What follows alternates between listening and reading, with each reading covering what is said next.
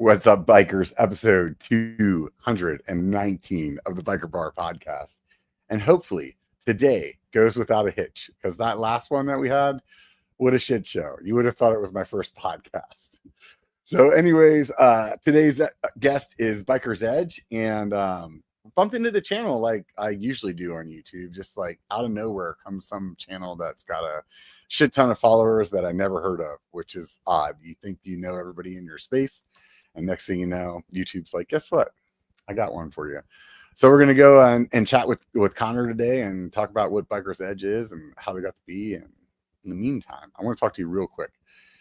Some of you may or may not know I'm a veteran, and I've been working with this nonprofit, and we're trying to raise money. We're trying to raise bikes. We're trying to raise money to buy some e-bikes so that they have a fleet of e-bikes for the events that they do. And the reason it's important is, you know, a lot of these events are trying to get people into mountain biking for the first time, or like show them what it's all about. And as you all know, the fitness is definitely a factor. And then some of these people are also have some disabilities, like maybe an amputee or something like that. So the e-bike helps a lot. And so far we've raised enough money to buy one. We got 4 more to go.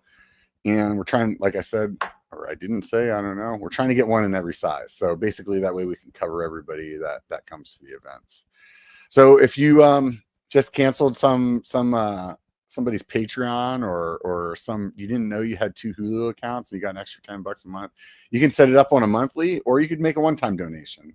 We had a law firm recently donate like $2,000 or $3,000. So that was really cool. So if even if your company like does something like that, reach out. It'd be awesome. So you can check out the website on the show more, or the show description. And it'd be awesome if you helped out. Otherwise, swing by there and take a look at the video. Anyways, if you're looking for a helmet, you want to save some money, you can use code B1 Cali 30, save 30% off of Cali Protectives. I've been wearing their stuff for years. I do get a kickback off the sales here, but I'm not like sponsored or anything like that. I just really like their stuff. The owner, Brad's super rad, and they have a warranty policy that if you break your helmet, you can send it back to them and they'll replace it at least once. So that's pretty rad. That's I think that's cool that you can get a replacement. So the Maya is only $100, and it's the one that I've been wearing the most over the years. It's just super comfortable, and with that discount code, it's 70. So if you're thinking about needing a new helmet, swing by Cali, use the code B1 Cali 30, and save some money. So let's do this. Let's bring Connor on. Let's talk about bikes. What's up, dude? Hey, how are you? Not bad, man. Just it's funny. Every week, it seems like there's something going on with this stupid thing. Last week, I don't know, out of the blue, my camera just decided it was going to start overheating, and like, oh, it was a mess. So I was like slightly nervous before we started today. Like, what's it going to be this week? But so far, it seems Joys like of doing it live, man. Right? Yeah, exactly. That's the beauty of it, isn't it? I think Have you ever done live streams? Too. Nope. I'm pretty nervous about live because, you know, I call myself a low sodium Triscuit, a little bit dry, bland. And I like having some editing in there to make myself look a little more I hear you. Interesting. So yeah, you get it. I could totally understand. I've been doing this for a while, and I remember when live first started happening on YouTube, like the streaming stuff, and some of my other friends that were in the MTB space, they'd be like, okay, I got this list of these things I'm going to talk about, and then like I got this, and I'm going to do this, and this is the order I'm going to do it in. They're like, what do you do, Rob? And I'd be like, I don't know, I just hit go. And they're like, are you serious? Like, yeah, I'd be out there in my garage, like drinking beers, talking for 3 hours, and I don't know. The gift is not a bad way to do it. Yeah, I mean, I don't know if it's the best gift. I'm like, if I was standing in line and being like, which ones do you want? Like, you know, just bullshit for nonstop versus like being skinny and having a great metabolism. I don't know. Maybe hitting the lottery. Like, I'd be like, that'd be cool if I could just pick lottery numbers. That'd be a good gift. Anyways, that's the right one, man. Right. So you're in, if I remember correctly from the website, you're in Utah? Yeah, I'm in Salt Lake City. Biker's Edge Okay. is up in Kaysville, just a little north of Salt Lake City, about 20 minutes north. So I looked, like, your channel has been going for like 6 years. You've been pretty much kind of doing it almost as long as I have. Yeah. Was it initially like Biker's Edge, or was it like kind of your own thing, and or It's always been tied to the bike shop, which is, it's pretty cool. I think that got us the foot in the door to get started. We had a little bit more clout with some brands to get media bikes or to get a little bit of help going out to go film reviews. So that was a good foot in the door. And then it's kind of just taken off and exploded. And now it's become like a little side thing of the bike shop that I just kind of took over and try to do. It's my nights and weekends gig. So- It's the one that keeps me sane. So right? it's pretty good. So is good it gig. Can't complain. Are you an owner in the bike shop, or just you work there, or how Yep, that just work there. start? Yeah. The guy who owns it, his name's Zach. He's been on a couple of the videos. It's funny. We get it all the time that they think we're brothers. We look a lot alike. And honestly, like, I get it. I've even seen videos of both of us like walking next to each other. It's like, holy shit, we're the same person. But yeah, Zach owns the shop. Great dude. And then he's kind of just let me run with this, which has been pretty fun. So how'd that start? Like, you guys were just doing the bike shop deal, and you're like, man, this seems too easy. Let's do something way more complicated and start making videos. Yeah, I mean, it's probably like 6-7 years ago. I was running another shop here in Salt Lake, and I mean, things weren't going so great. And I left there and joined up with, Zach gave me a job, hired me. And I was always from the beginning helping out with marketing. That's my background. So I was always going to help out with the marketing. And then I was on the sales floor for a minute. And then that just kind of evolved into just the marketing side. That got big enough that it's now just been pure marketing. So I run the website, social, YouTube channel. So yeah, pretty sweet gig at a bike shop. Can't complain at all. So you went to like school for marketing, or? I went to school for biology. I have a biology degree. I was going to be a doctor, and then, doctors work a lot, and working kind of sucks. So I didn't want to follow through with that one, but I was too deep. It was too late to start over. So I finished out biology. I got into marketing doing photos. So like photo stuff. That's how I got through college. Shot sports for the paper, shot a bunch of landscape nature stuff. And then that kind of just led into in-house marketing gigs, running social for little brands and things. And then that's exploded. That's just been all I've done for the last decade. How'd you initially get into photography?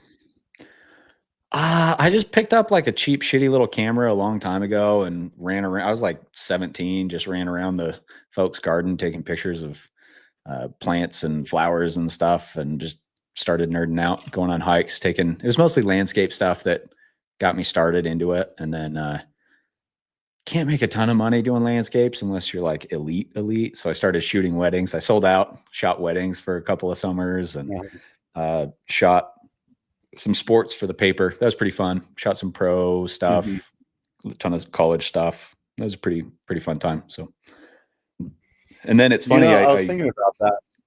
Go ahead. Oh yeah, I was just gonna say, it's funny.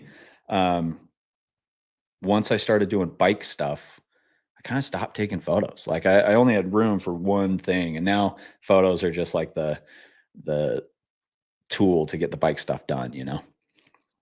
Yeah. I really didn't know much about photography aside from like taking pictures with my phone before I got into YouTube. And even when I first started YouTube, I was just like using just like a GoPro, right? And like my first GoPro, I remember like getting it out of the box and thinking, okay, push record. And then it's like, what frame rate do you want to record in? And I'm like, it was like I was stumped. What does that mean? I thought I was just supposed to push the button. So it's interesting to hear kind of like the way that you got into it with photography, because it definitely gives you a big leg up to getting started, is understanding how to use a camera and all of those things. Yeah. I think it helps The big one for me is I started with stills. I was purely stills. I never did video, and it's almost like two completely different things. I mean, they both use a Mm-hmm. camera, but the like workflow and the process and the lighting is just so much different for video than it is still. So that was, I mean, I look back at some of our first videos and they were ass. They were not good. The Mm-hmm. video part sucked. The bike riding sucked. So like that was one of the bigger hurdles getting this off the ground, was learning the video side of it. Yeah. I'll tell you what, though, I don't think it ever changes that you look back and your videos suck. Because You would like, hope that's the case, right? yeah, Yeah. because I feel like every year I'm like, dude, this is the best work. I finally got to where I wanted to be when I started. And then like a year later I watched that video and I'm like, oh my God, this is garbage. Yeah. It's like, dude, I just did that. I was watching we just published that Ripmo AF video a couple of days ago. And I was like, yeah, this is the best one ever. And now like in a year, I'll look back at it and be like, oh shit, that wasn't good. Yeah, it's just funny. I mean, it's expected, right? Like the more that you do something, the better that you get at it, right? And you just don't realize that you're getting that much better, you know? Like I remember when I first started YouTube, I was like, I would tell people, yeah, man, you just gotta make sure you have a good story to the video. And then I watch my old videos, I'm like, what the fuck was I even talking about? Because I sure as shit wasn't doing it. You know, just kept my mouth shut and ridden a bike. Yeah. Dude, I do think I remember. You've been doing this for a while, right? And you're in like yeah. Central California, Northern California area. Yeah. I'm pretty sure some of the first YouTube stuff I watched was you in Tahoe. I used to live in Tahoe, so I was obsessed with any like Tahoe mountain biking stuff. So I'm pretty sure I saw some of your like original old stuff. I wouldn't doubt it. A while back, it was probably like a year or so ago, I went back and like unlisted probably over half of the videos, maybe even 60 or 70% of my old videos. Just because I mean, your stuff's pretty consistently reviews from when you started to now. Yeah. And for me, when I first started, I was just like, I don't know how old you are, but I used to say I'd be fine with being like the Andrew Dice Clay of YouTube, mountain bike YouTube, which was just like, he was like a kind of really vulgar comedian. And I just felt like at the time, everybody was being like super PC and super worried about like getting demonetized. And I just didn't fucking care. And so like my initial stuff was, you know, just like unfiltered me, lots of F-bombs and like whatever. And later, as I got better at creating, I just realized that wasn't going to market the way that I was hoping it was. So I was like, yeah, I should probably get some of that stuff down, because it definitely doesn't like reflect what my newer stuff is. So I'd hate to somebody to like bump into that and then be like, oh, that's what this channel is, and then never give like any of the newer stuff a shot, you know? Yeah, so, write you off. I think with yours, it would be like, oh, this is, just write you off because of your old stuff. Yeah. Yeah, and you're like, you would assume like you know as well as I do, like the older videos don't tend to get as much traction, but some of them just keep like chugging away for some reason, you know? Yeah, we've got one. It's old. It's probably like 4, 5, 6 years old. The audio is so bad. It is the worst of all of the audio we've ever done. And the video itself really isn't great, but it just took off. And we're probably, I don't know, 600, 700,000 views on that one video. Yeah. And it keeps going, man. It's consistent. You know how YouTube shows you like in the last period, how like the views on each video, it's always in the top 10. And it's like 6 years old and it sucks. I want people to stop watching it. I had one that I took down in that situation I was talking about, that it was always in my top 10. It was a lousy video. It didn't have a good story, but I think the thumbnail and the like title was just perfect. So like people would click it and you would see the retention was like 30 seconds. Like drop straight off. Like, but it had like, I don't know how many views. Let's just say it was like 80,000 views or something like that. But it was like within the first minute, they'd be gone. But it was just like, I always think to myself, I should re-edit that video now and tell the story the way that I would tell it now, but use the same thumbnail and title and then see what happens. Like, yeah, just make a version 2. Yeah. Yeah. I've thought about it. I want to remake it. It was a how much travel do you need video. And we just took 3 Santa Cruz bikes and rode a whole bunch of different trails. And I just want to redo it, modern bikes, and redo that concept because clearly it worked. So. Yeah. I mean, I think it's still a relevant question, you know? So if it's still getting like hits, it tells you it is, you know? Yeah. Outdated bikes. I'd love to get some fresh new bikes in there and some less shitty audio. We filmed our bike shops right at the end of an Air Force Base runway. And just for whatever reason, logistics sakes, that's just where we had to film. So there's just jets ripping over our heads the whole time. You can't hear anything. There's a gun range next door. I don't know what we were thinking, but terrible audio. So I do want to fix that. Yeah. Audio is like, man, it's one of those things where it sure sucks after the fact when you get back and you sit down to edit and you find out your audio is like screwed up. The other day, nothing ruins a video faster than bad audio. And I think these are the things that people that don't necessarily, people that just consume don't realize like how much time it takes. Where like the other day I was filming for a video, I did like mic'd up, did this whole thing, went through everything I wanted to talk about. And then I like sit down to edit, right? And I'm like, start editing. And like, I think the lapel mic must have been like certain ways I was moving. It must have been like tapping my shirt. Because out of nowhere, you'd hear these like, big pops. And I was like, you motherfucker, dude. It's like you try to edit around it. You're like, well, maybe I don't need to say that sentence, you know? And then after about 15, 20 minutes, you're like, nope, I just got to record it all again. I got to go turn the lights back on to get back out there. Dude, I've done that so many times. I've recorded clips not realizing my mic was off. And I've spent 30 minutes just recording. And then I go to listen to it. It's like, fuck, no audio. Yeah.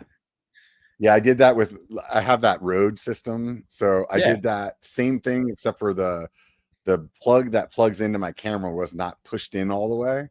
Yeah. So everything looked like it was on. And then I sat down and I'm like, where the fuck is my audio? Yeah. Great.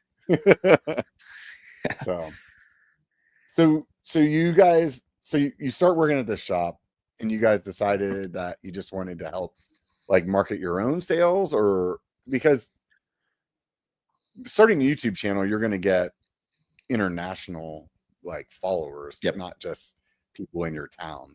So what were you guys like thinking you wanted to get more of like a web presence or something going, or?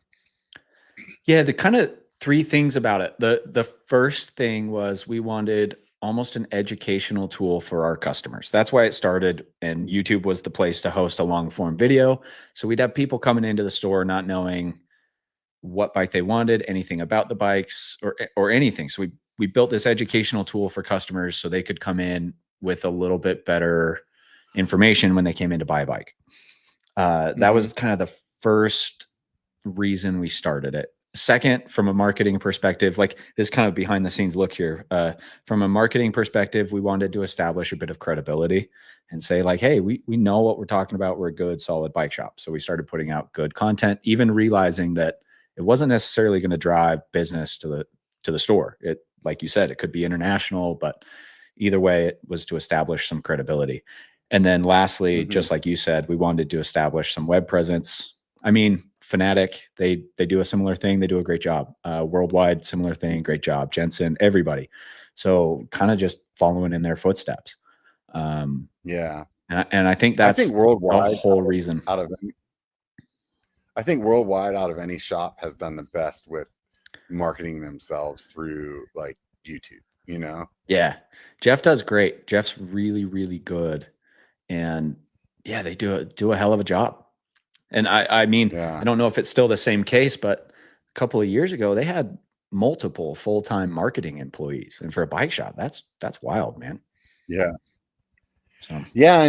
And I know Fanatic by name, but I can't really think of any content that comes to the top of my mind like that they've done.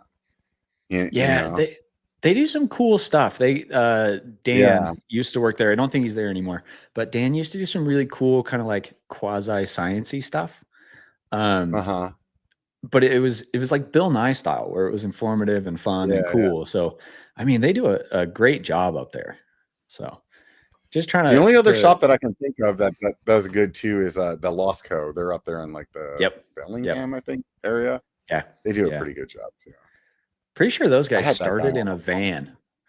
I think it Yeah. started as like Yeah, I a had that guy mobile on the thing. lot. Yeah. Yeah. Yeah, he said that's what he originally bought, like an old U-Haul or something like that, and So turned it cool. into a bike shop. And then he would just park at the trailhead and fix shit. Yep. And now he's So, huge, man. He killed it. He did it yeah. right. So good job. Yeah. Yeah, no, that's awesome. So, when you go through what you're doing, is it basically like just trying to stay on top of what bikes are being released, or do you guys try to like figure out like a long-term strategy of what kind of videos that you're doing? Or Yeah, I mean, over the years we've found some things that work, some things that don't. You know, I bet you're familiar. You know how that goes.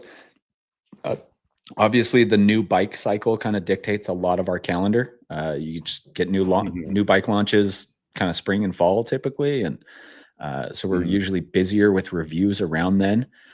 And then I've tried to do more evergreen content, stuff that just lasts longer, has a slower, longer burn, and just get away from only doing bike reviews. So we're starting to do more, I call it the bike lab, where we just like dive into questions, personal questions of mine about bikes, like coil versus air, or how to mullet a not bullet bike.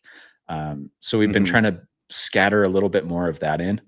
And then one challenge, like Utah winter sucks.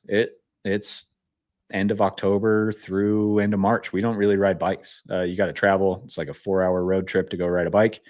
So I've tried to build some content that I can do without necessarily riding a bike, some like educational stuff or informative stuff. So that's kind of what dictates our content calendar. Yeah, having the shop like probably gives you a good spot to film, as far as like if you're trying to do, in my mind, there's a few things on like bike wise that always do well. Like we always joke that like reviews get views, just because like somebody's always searching a particular model of a bike. So that does it. And then the how to do something videos do very well. So since like you guys could do like how to bleed brakes or like anything that you would do in a shop, like those videos always do well if they're done well, you know. I'm a bit of a jackass though, and probably shouldn't be teaching people how to do stuff on bikes. My bikes are a mess, and I don't feel qualified to like do any sort of skills coaching either. So that's just one we haven't really tapped into. Even though I know it would go over, we'd get views. The videos would be successful, but I just don't feel like I'm the guy. But you to have a be doing mechanic that at the shop that you could film, and then you could like narrate. Yeah, but we keep those guys in the back for a reason, man. Right. Yeah. Yeah, exactly. I just, there's certain things for me, like I personally am just not good at making that video because it's not very interesting to me. And for me, it's like my biggest problem with YouTube is being motivated to do it. And most of that all comes down to creativity for me. So if it's like not something that I'm excited about, then like it's just a pain in the ass. Like every time I get some product from some company and I'm excited to use the product, right? But now I have to make this video that I promised to make them. Like I never want to make the video, you know? Like, and they never want to just let me use it the way that I want it to be, like in a video, because they don't, most of the time these companies just don't understand how freaking YouTube works. So where you're like, dude, if I just use this in a video and like casually talk about it here and there, it's going to be way more impactful than me being like, so here is the modes that this has, and this is how much it weighs. It's like, get the fuck out of here, man. There's a million other people that do that. You know? There's a lot more natural way to get that product across. Yeah. And you don't lose any authenticity, like, you know? Yeah. Yeah. But the problem is whenever I'm like, no, I really want this. I want this thing that you're asking me if I want. Yes, I do. So I guess I'm gonna have to work. Yep. Yeah, yeah.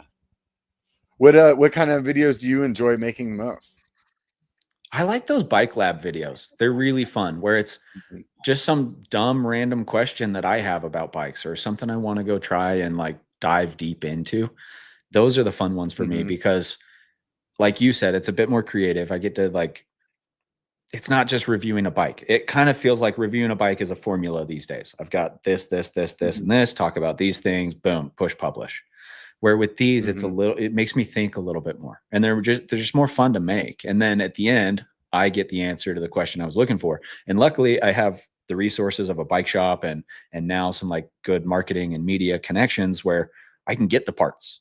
I can get the parts to go do Mhm. that video. I don't have to just not make it because I couldn't buy that fork or something. So it's really Yeah, yeah. those are the fun ones because I get to go try and experiment and play and then try to make a cool, engaging piece of content out of it. Yeah. That is a catch 22 to like getting started on YouTube is that you have to pay for everything out of your own pocket. It's hard, yeah. So, yeah. So if you want to Yeah. do like latest and greatest kind of stuff, man, you can find yourself like digging a financial hole pretty quickly. Oh, dude, bike shit's expensive.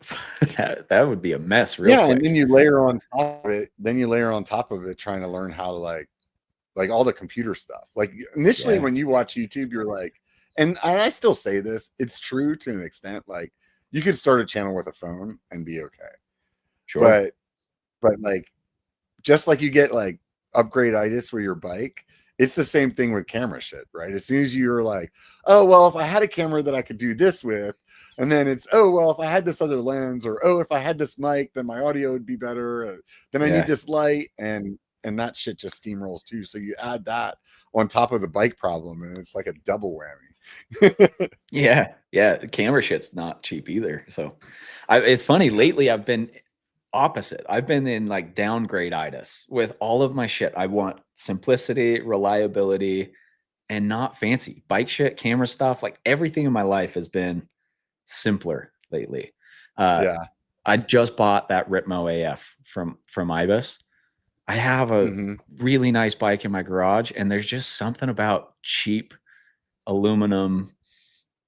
I don't know. It's just that's like what's driving me lately is just simplicity, like paring down all of the Yeah. excess and just getting down to the bare bones. So I don't know. That's been kind of fun lately. Downgrading the bikes. I feel like there's been some kind of pendulum swing for me lately. I haven't really figured out what it is yet, but there's definitely some change happening. But a while back, I went into like I got a hardtail, and when I got the hardtail, that got me to like stop carrying a Camelback because I wanted to try to get everything on the bike, and Yeah. then it turned into like what you were saying. Like I changed all my tools. I used to like be that guy that had like every tool you needed on the trail. Now I Hmm. have that one up pump with whatever tools are inside of it, and that's it. And you make And do. If you I don't have the right thing, you yeah, make do. Yeah. yeah. I'm like honestly pleasantly surprised that in the last like 2 years or so that I've been carrying that thing, it's actually been everything that I needed every time. Oh yeah. So I just wish I could charge yeah, a damn Axis battery. That's the one thing because I can't remember to charge those things to save my life. So that's what's been yeah. ruining more rides for me lately than anything. Dead batteries. I have So again, I simplicity. have Put a damn cable in there. yeah, yeah. I have that a process of before I start riding, like you know how you normally check your tire pressure. I Hmm. always like shift my shifter just to see what color the light is. Yeah. And I have an extra battery in my bag, like my Yeah. like not bag that I carry, but like in my mountain bike bag. So Yep. if it's blinking, I switch it, and then I put it in this spot that like it reminds me when I get home, oh, you need to charge that, Charge it. Yeah. And I leave them on the charger or my spare in my backpack is dead. Like I yeah, can't, dude. I just the other yeah, day I went to go pedal and sure enough, show up dead battery. So I'm stuck in the middle of my cassette, just grinding up a mountain, and then downhill you're spun out immediately. And and you're just like begging Yeah. anybody who rides by for a battery that you could buy off of them or just switch into the right gear and give it back. Dude, I can't. Yeah. I've purposely put cable drivetrains on all of my bikes because I'm just so bad at that. You know, before transmission came out with the mechanical, I would tell you that that's not in my, I'm not going to ever do that. But with the mechanical transmission, I would consider it. Just because that, oh dude, that drivetrain's so good. It's like everything a guy that's not good at freaking getting your derailleur work right. It's like everything that guy would ever want, you know, except for it's not super fast at shifting. Otherwise, that's my biggest complaint about transmission. And then I like here we go. We're diving in. I think getting rid of the derailleur hanger was a bad idea. There's something to having that cheap, easy, replaceable part. It's not that hard to tune a derailleur with a derailleur hanger. And then I don't know, my shit on axis on transmission still gets off. And you got to reset it, recalibrate, retune. Oh yeah. Yeah. It happens a lot. Dude, I have beat the living shit out of mine. And there's only been 2 circumstances that it didn't work. One is the one that it is 95% of the time. If it's not shifting right, my axle's loose. Like almost every time I'm like riding and I'm fucking all irritated, I start messing with the micro shift on my and I'm like, finally I'm like, let's look at this. And every time it's the loose. derailleur. The other time, or not the derailleur, the axle. The other time I like hit some rock and just bent the living shit out of it. And like it was literally like bent at almost a 90-degree angle. 90. Yeah. And yeah. And I was able to bend it back straight and it did not shift well, but I finished the ride like that. So yeah. I don't know. Well, I had a weird one recently. My hub bearings they seized, they froze up, they locked. So when I pedal, the cassette would grab the derailleur and flip it up over and slam it into the top of my seat stay. I took my chain off because with the chain on, it was even worse because it would bind up with the chain. So it would flip up and jam into the top of my seat stay, even without a chain on there. And because it's access, I can't run it. I can't take that derailleur off and just run it without the derailleur and get back down to the car. So it's funny. We were actually talking about this today on our ride, that like, I think they screwed up taking that derailleur hanger off for a couple of reasons. I think that one, I think the cheap, easy, breakable, replaceable part. Man, historically, I've kind of poo-pooed Shimano because they kind of like innovated, did great, and then sat on that for decades. So SRAM was just kicking their asses. I think Shimano did it right on the new XTR where they kept the hanger. I think they did a good job. Good call on that one. That's my hot take. Yeah. Yeah, no, we're definitely like completely on the other end of the spectrum with each other on that one. Because for me, I was excited whenever I saw Shimano had the electronic shifting. I'm like, oh, finally, you guys decided to like join the century, right? And I was watching somebody's review, and as soon as they got to the point where they like said that it wasn't UDH, I was like, this is pointless.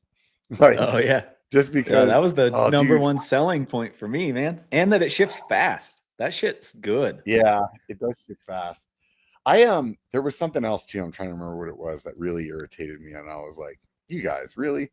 Yeah, for me, like, I mean, everybody says they ride gnarly shit, and everybody's like, meaning of gnarly is different. But there's an area that I build in that's really rocky, and it just beats the hell out of everything. And like I have like gouges in my derailleur, and that thing still shifts perfect. And I have zero patience for trying to be a good mechanic. I'm like a good enough mechanic, you know. So that thing for me, it's been bulletproof. I've been like, I'm okay to give up a little bit of the shifting speed just for how little I have to like mess with that thing. I will give them that. That thing's tough as nails. The T-type derailleurs, they're all so tough. So yeah, they did a great job there. But that was the other thing. I missed the hanger. Like you don't have to do like, you don't have to have a B tension. You don't have to like do your top and your bottom kind of what's the word? The limits, yeah. Like the limit screws. And when I saw the new Shimano, it still has all of that too. And I was like, come on, guys. Like, really? Like, yeah. I mean, I like it. It's old, classic. Yeah. It's what I know. Yeah. I'm just a lazy mechanic, and like derailleurs have always been like just barely on the edge of like how much I want to do. And it would be like back in the day when it was like you had the front derailleur, it'd be like I could get the back dialed, and then the front would be okay for like 2 rides, and then it'd start like, and then, you know, so when one bike came out, I was super happy, and then I still had to screw around with the limit screws and the B limit and all that, and it just kept getting easier and easier. And now I'm like, this is great. Like, I screw the thing in, I lift it up, I tighten it, and then that's it. I'm done. You know, and then it's perfect unless my ankle's loose. But yeah, you said that one of your videos you did. Oh no, I was just saying, yeah. Sorry, I think there's a weird delay. It's either my headphones or something. But yeah, sorry, man. I keep cutting you off. Go for it. No, I'm used to it, dude. This happens all the time. It's the internet lag. Yeah, it's got to go to the moon and back. Right. You said that you guys did a video, coil versus air. Yeah. How'd that go? I've done it twice now. I did it a long time ago on a Ripmo, a V2 Ripmo, and everyone gave me shit. Rightfully so, I think, on that video, because Ripmo's not great with the coil, even if you get the right coil on it. I just don't think that bike is, or the V2 was progressive enough to put a coil on. So I ran it again on my SB160, I think last summer or 2 summers ago. And I put the new Vivid Air on there, and then a Super Deluxe coil. The Vivid coil hadn't come out yet. And man, like, here's another hot take. I'm an air guy. I think air is better in 90% of the riding situations, and for probably 90% of riders, I think air is just the better option. And everyone's going to give me shit for saying that, but I think that's the more versatile and right call for most riders. Yeah. I think the Vivid is almost like cheating calling it air, though. Yeah, it's huge. Because that's huge, like, large that volume. thing is like a coil. It's like pretty special. Like an air shock that was made to be a coil, you know? It's what the X2 wants exactly to be. Like yeah. It's what the Fox wants to be. I think the Vivid did it right. Although the new X2 is pretty good. Yeah, I haven't tried the new one. EXT has an air that mimics a coil as well. And if you were to put that on my bike and somehow put blinders between my coil and that, I really can't tell the difference. Like, it feels exactly the same. And in that aspect, if you're looking at it in that aspect, yeah, buy air. Why not? Because you can lose weight, you can gain weight, you can tune it like on the fly, like depending on where you're at, or like, oh, I'm gonna do a bunch of jumping, I want it to feel like this, or I'm gonna, you know, do something else where I want to be more planted, you know. And I agree with you in that aspect, but I think in like traditional, I don't know, man. It's like once I started riding a coil, it's been really hard for me to ride a bike that has air. It like a normal air shock is what I'm trying to say. Yeah, I mean, I think it depends on preference and your style quite a bit. Where some folks, might be better off on coil. I just think most folks are probably better off on air just because of what you said, like the adjustability, ease of use. And then they're so damn good these days. Like, I think they do a really good job of giving you traction. And that's kind of the big standout of the coil, is you get a little bit more traction out of it. I think for me personally, I like bikes with a progressive but linear curve. So like a consistently progressive curve, not the big like hammocky curves.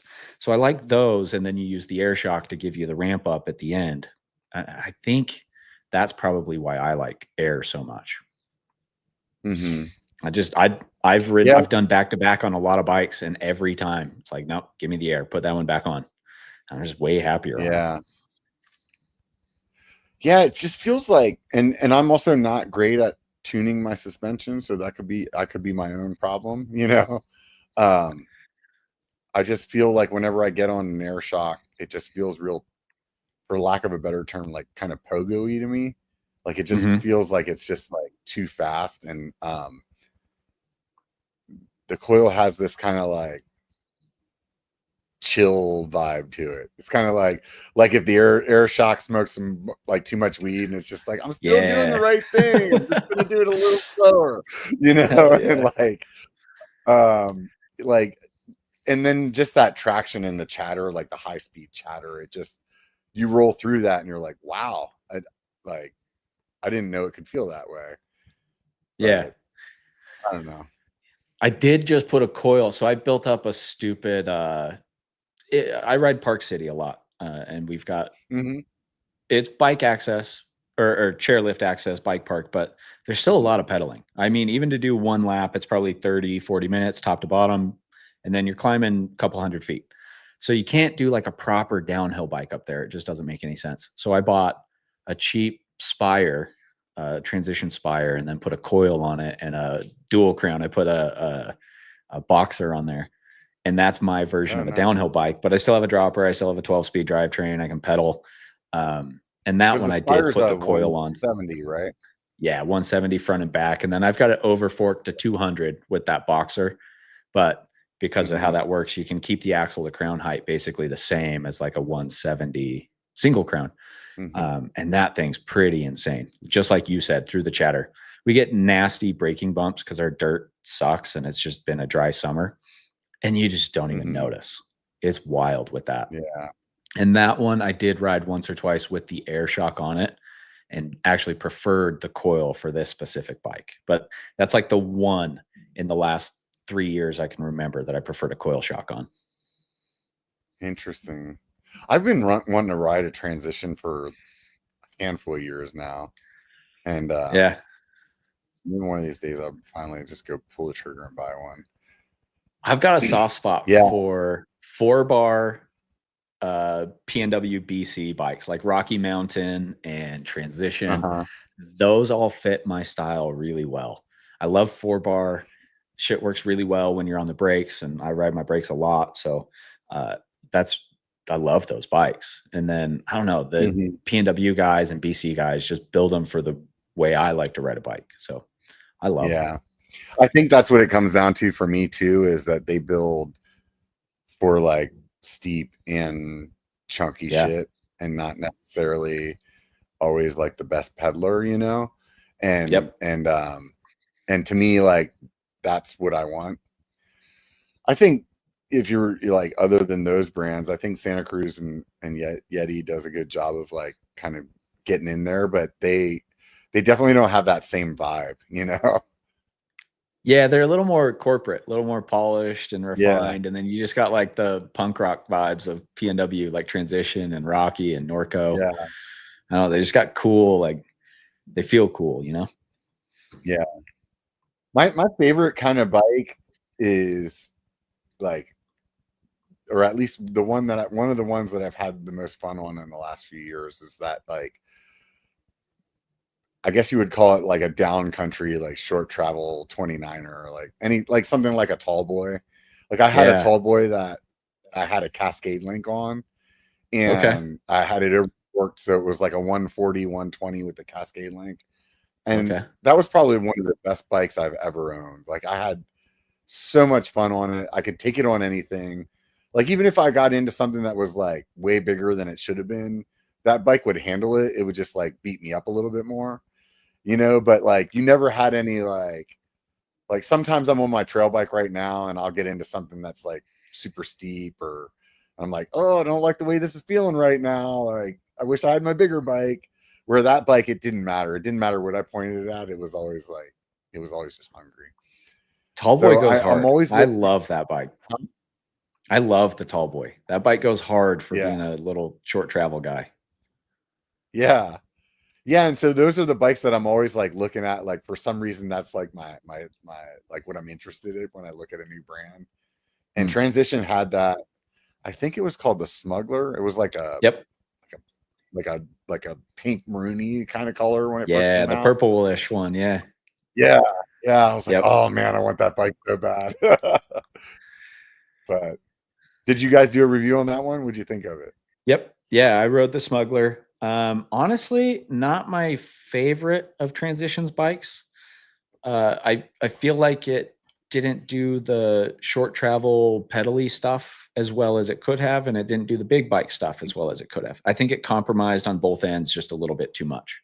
And then Yeah. personally, I think you just jump up to that 150 mil, you go to the Sentinel, and now it pedals basically as well as the Smuggler, and it's just way better on the downhill. So Yeah. I was Yeah, the up bike I'm there on now. in. Go ahead. Oh, sorry, what was that? I No, was go up for it, in. dude. You were saying something. Oh yeah, I was up in Bellingham riding the Sentinel with Transition last summer. Man, that bike is so good, so perfect.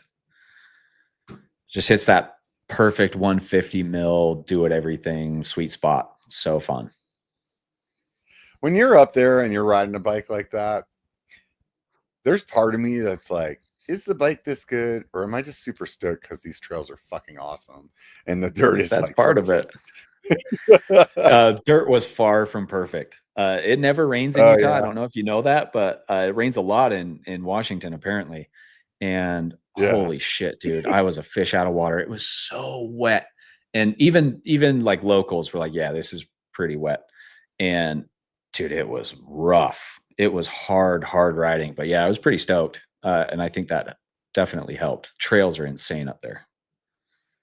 Yeah, last time or when I was up there, that was the first time I was there. It was on the drier side. Like to any of them, they were like, "It's so dry. This is ridiculous." Like, but to us, like Northern California guys, we're like, "Oh my god, it's hero dirt! It's perfect." Like it just, Yeah. it was just, like so much traction and like, oh man. And the trails are just, they're just built. They're built for fun. They really are built for fun. Yeah, they're not these like, I don't know, fast, smooth, easy ribbons of trail. They're proper. They're gnarly. They're steep. They got crazy, weird, janky shit on them, and it makes it more engaging to ride a bike. You get on like I call them beach ball trails, and I hate beach ball trails. But if you could just give a beach ball a nudge at the top of the trail and it finds its way to the bottom, I don't want to ride that trail. And that's just their trails are not like that up there. Like you fall off the trail in the first corner. They're just so much better and more engaging and fun to ride. So I love it up there. And I think they do it all through. They do it through all the skill sets too. Like even their like greenish blue trails, are they still have that same kind of level of enthusiasm to it. Yeah, they're unique. They're not just cookie cutter trails. Like here in Utah, every new public trail that gets built is just 10 feet wide, dirt sidewalk, just frankly shitty. They're not that fun. You've ridden one and you've ridden them all, but up there, like you said, yeah, even the easy stuff is unique and it's cool and they're different one to the next, and they use the terrain better, I think, and they're not afraid to go fall line every once in a while or to get a semi steep grade in there. They do it right up there for sure.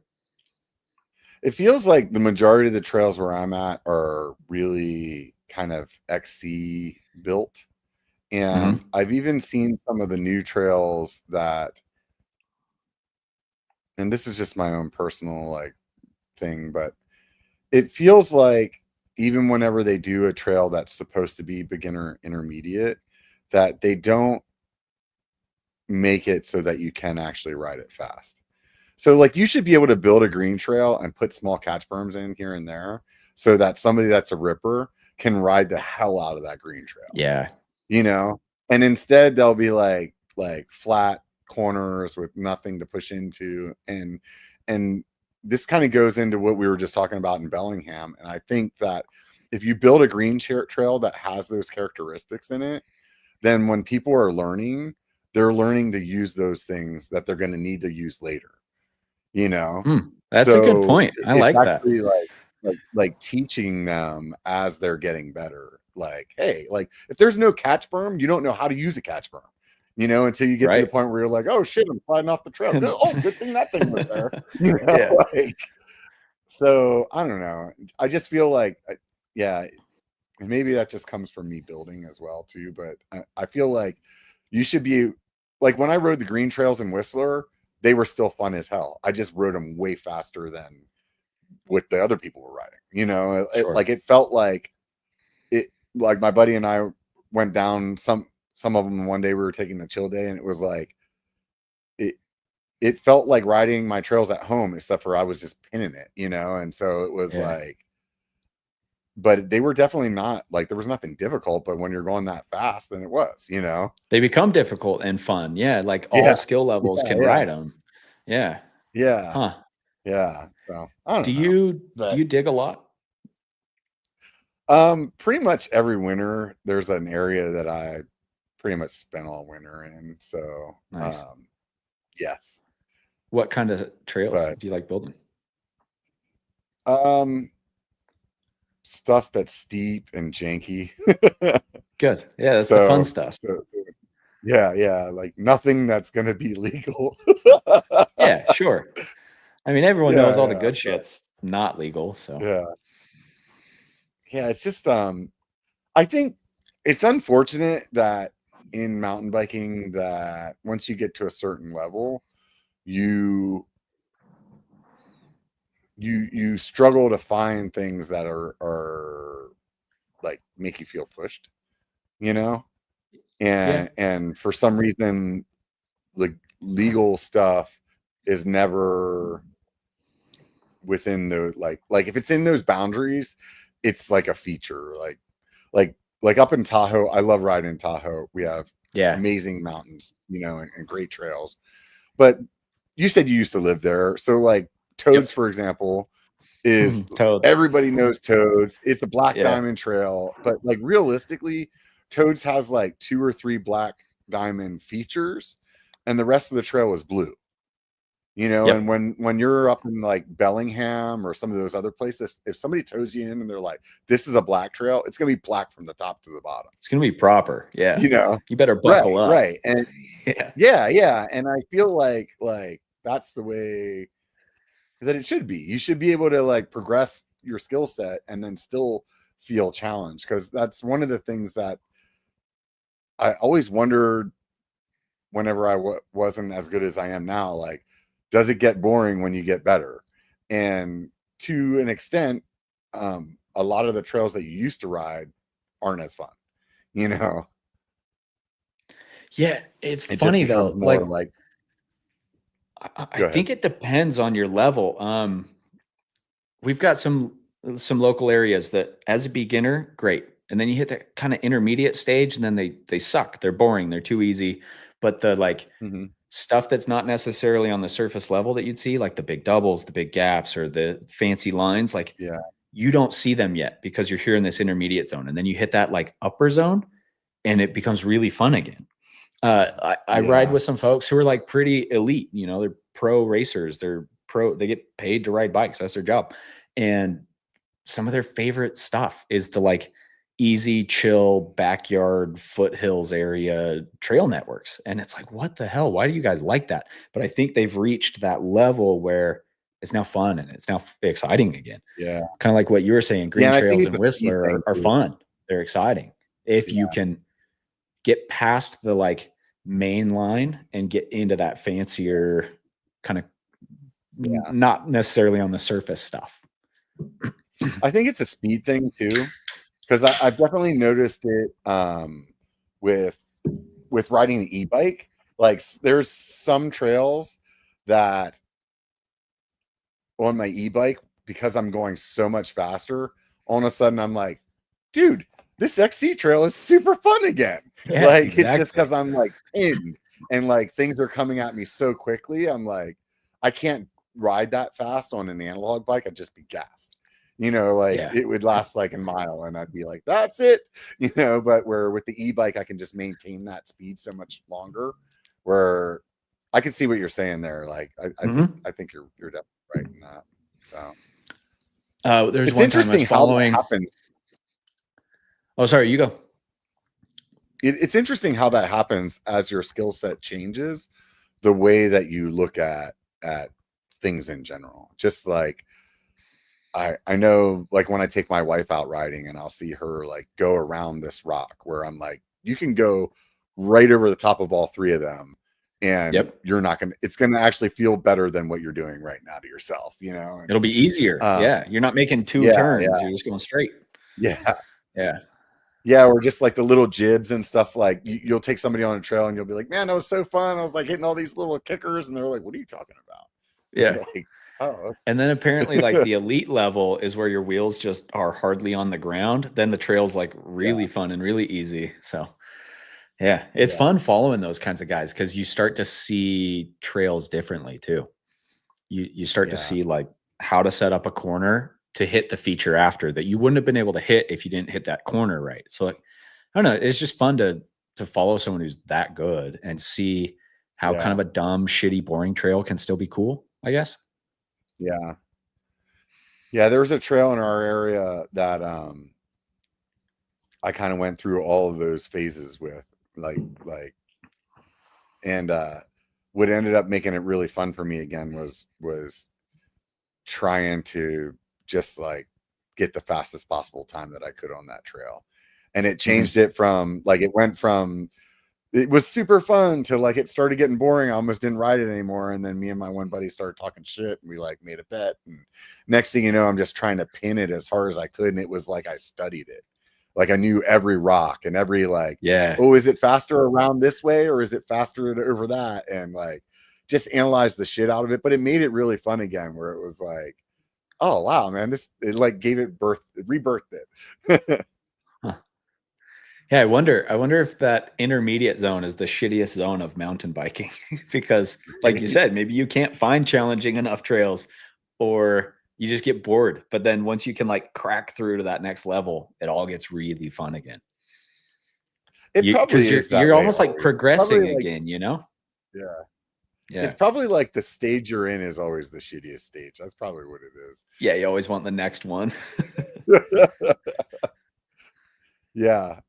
Yeah, it's just like it's interesting though how over time the way things really change in your progression. I remember like trails that the first time I walked like came up to, it'd be like walking down it because it was so steep it just terrified the shit out of me. Like, who is Mhm. even riding this? You know, and then, you know, time passes and you're hitting it like it's nothing and you're Yeah. not even thinking about it, you know, and now it's like this next level of like ridiculousness is normal to you, you know. Yeah. Yeah, I remember the first bike ride I ever did was in Tahoe. You know Sidewinder in like the Corral Sidewinder area? Yeah, yeah, yeah, yeah. I Yeah, definitely yeah. know That that. was the Yeah. first ride I ever did. And dude, there's some like couple little boulders in there. It's like, holy shit, I can't do this. This is Uh-huh. not good. And then, you give it like 3 or 4 months. You're like, that what was I even thinking? That boulder's nothing. So like Yeah. it's fun to look back and see those trails. Like I moved away from Tahoe before I was too far into the biking career and toads. I have yet to this day to clean toads. I know if I went back Hmm. there, it'd be nothing. But I remember back then, dude, it's Yeah. so scary. Toads in Cold Creek like kept me up at night, man. And now, Yeah. like, I go back and be nothing. You'd be looking Yeah. I for mean, the Cold bonus Creek has like features. two sections in it in my mind that are like challenging. And Yeah, but realistically, like other than that, it's just yeah. That's I just rode that actually last weekend. That's funny that you Cold mentioned Creek. it. Yeah. That climb is Yeah. gnarly. I remember that climb being rough, like an hour of just agony to get up to that meadow. It was a toughie. Yeah. Yeah. We were on e-bikes. We climbed from Corral all the way up to the top of Friel Peak and then down to Star Oh Lake yeah, and then down through Cold Creek. Yeah. Yeah, it sick. was a That's a good legit ride. ride. Yeah, Yeah, it was like 4,000 feet or something like that. yeah. It That's a definitely is goodie. way nicer to do it or on an e-bike than it is analog Oh, because for sure. I've done that analog plenty of times. I have it in my like in my Strava. It's like Friel the easy way, Friel the hard way. Yeah, Freel the shitty, So miserable way. yeah, yeah, you're gonna hate yourself way. But I Yeah, mean, yeah, yeah. So back to the channel. yeah. So when you guys started out, did you guys start seeing growth right away? Seemed like you were kind of doing like ride reviews initially, and then if you look at your original stuff, it kind of seemed like kind of in line with what everybody was doing at that time. More like GoPro kind of capturing and then talking about it. But now, man, you guys are polished now. Like really, like your stuff looks really good. Oh, thanks. Yeah. Yeah, when we started, I think that was the low-hanging fruit. Slap a GoPro on, go for a ride, talk about it, and cut out the shitty bits and push publish, you know? And over time, as I learned how to do video and learn the process, I, thought we could do better. And I don't know, I stopped looking at bike video competitors and more at like high-level video and content creator stuff for inspiration. Like Casey Neistat, man. Love him or hate him, the dude knows YouTube. He knows how to tell a story and he knows how to make a video. So I started trying to pull a little bit of the like Casey Neistat approach of like, let's make this entertaining and try to tell a story and not just do the minimum viable option and get something across the finish line. So yeah, it's fun to look back and see that progress and see how it has changed. How'd you guys come up with your rating like system that you use? I mentioned it in the show notes when I was writing it. Like it's just really simple, like kind of +1, +2, but it gives you an idea that like whenever you guys have your total score, you can go back and look at another bike that has the same rating system on it and really get a good feel for kind of like where it comes. Was that you by yourself, or did you guys brainstorm that for a while? Or yeah, I've got a science background, so I like to be able to quantify stuff, not just, talk qualitatively or whatever. And it was frustrating to me, and I'm sure our viewers and people also said the same thing. Like, yeah, this is just one dumbass's opinion about a bicycle. So I was trying to find the best way or the most practical way to quantify something. And it felt easy. It felt right. You've got your average mark or your baseline, and you can be better or worse. And I didn't want to get too fancy or too complex with it, but it's funny how much we hear that the score is what people like the most out of the entire video. How helpful that is that someone's actually putting a number on something to help get away from just qualitative analysis. And sure, it's all qualitative. It's all opinion. It's all based on how I felt while riding that bike. But now there's a way to like score at least my opinion against my opinion of a different bike. How much time do you spend on a bike before you guys do a review on it? It depends. I like to spend as much time as possible. I'll usually go out, I build up the bike. I'll go out and I'll ride it 2, 3, 4 times before I even pull out a camera, just to make sure I've got suspension set up. I got the fit set up. If I have to change the cockpit, I try not to. I try to keep everything stock because that's how customers going to get their bike. So I'll kind of do that whole like dial the bike in process, and then I'll put on a camera and I'll just start making notes after every bike ride. And then I combine all my notes, write a review. Typically, I like to spend a month to 2 months of riding that bike 3, 4, 5 times a week, just to have a good feel of the bike. In our first videos, we were calling them first ride bike reviews. So it's just me out, GoPro. I'd never ridden the bike before. Probably not all that helpful for a lot of folks because, I could have had the suspension set up poorly or something was wrong with the bike. But we've refined that. And I like to spend probably a good 100 miles on a bike before I get a video out. Sometimes it's a little shorter than that just because the timeline, I get the bike a few weeks before it comes out. I just don't have the time, but do my best. That's key though, because cram them in. Being able to have that time on it. I mean, I'm not a person that's, I don't know how to say, like, maybe not super observant to like what's different, initially, but it'll take me some time and then I'll be able to really capture it. And I think there's some people that are just naturally good at that. Like they can just get on a bike and like Steve from Hardtail Party, Like that dude just like he can feel everything, you know. And but I think for the most people, it's like you definitely have to spend some time on it. And I think when you see some people where they're just like kind of that first ride kind of review kind of situation now, it always doesn't have as much like validity to me as somebody that's like when they'll be like, this is my long-term review, and then it's like, okay, now we're gonna really know, you know what I mean? So that's cool. I think that you it guys is a spend the skill time. though. I think it's a skill to like learn what to pay attention to and what the bike's doing. So when I first started, I sucked at it. I wasn't great. It was pretty like rudimentary caveman approach to how a bike felt. And then, you know, 200 something bikes later, you can pick up on it a lot quicker.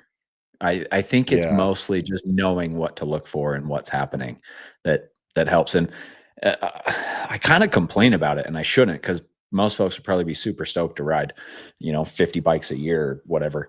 But I complain that I never get like 2,000 miles on one bike where I just know every little tiny minute detail about that bike. You know, I sometimes complain where it just totally feels like yours. Yeah, where it's an extension of you or something. Yeah. And, you know, I'll ride a bike for 2-3 months and then it's on to the next. And I mean, I'll ride 2 to 3 new bikes a week typically. And I think that's just, it's a skill to be able to swap back and forth that quickly and then to be able to pick up on what's happening. And it just takes practice, just like anything else. Yeah. Yeah. I think that's what it is. It's like just the ability of having that access. Like I'm sure I would notice it more if I swapped around that much, and maybe, you know, that's part of the reason that I don't. But I think the other thing that's tough that is like when you're riding a bike to review it is your opinion on how this feels, because the way the components that are on it, or is it because like the actual frame? Because at the end of the day, like realistically, when you're reviewing a bike, it's really like the frame. Like, how does this frame exactly? God bless you. You know what I mean? Yeah. And that's my biggest pet peeve is all the folks are like, well, you had a cheap SLX drivetrain on there. It's like the cheap SLX drivetrain has absolutely nothing to do with the geometry or the suspension kinematics. Like people, oh dude, I could go down the rabbit hole of this one, but components are like 2% of what makes a bike a bike. The rest is geometry and the suspension kinematics. Even swapping out your shock or your fork in the big picture is a tiny, tiny little piece. And I've come up with the stupidest analogy, but like you're making enchiladas and you swap out the like Oaxacan cheese for cheddar cheese. It's still a fucking enchilada. So, I mean, you got yourself a Ritmo and you put a Vivid Air on there. It's still a Ritmo, but people are like, no, it totally changed the bike. It's like, no, it's still a fucking enchilada. It just has different cheese on it. And like, dude, I could go all day on that one. Components do not make a difference. I do not care. I bought that Ritmo AF from Ibis. It's cheap. It's Dior everything. I rode it today harder than I've ridden most bikes in the past month. It doesn't matter. It's the frame, the geo, and the suspension kinematics that matter. Yeah, I was watching Ryan, the Lone Rangers video on that, and he said something in there like, "Oh, I got a soft spot for a raw bike," and I was like, "Man, you're speaking to me right now too." I'm like, "Man, I wonder how much that frame is," because I've heard a lot of good things about the Ritmo. And I've never ridden one. And that it seems like it would be fun to just build it real quick just to give it a shot. Dude, it's so good. Even the cheap kit, the little Dior SLX whatever kit, like we were riding some pretty rough and rugged shit today, and it was never a thought in my mind that, oh, this is a cheap bike, it's not working. Except the dropper post doesn't work. That dropper post sucks. And it's been 2 months of me pulling it up manually because I'm too lazy to fix it. But I mean, still hasn't ruined a ride yet. Which dropper do they have on? KS something. It's not good. It sticks.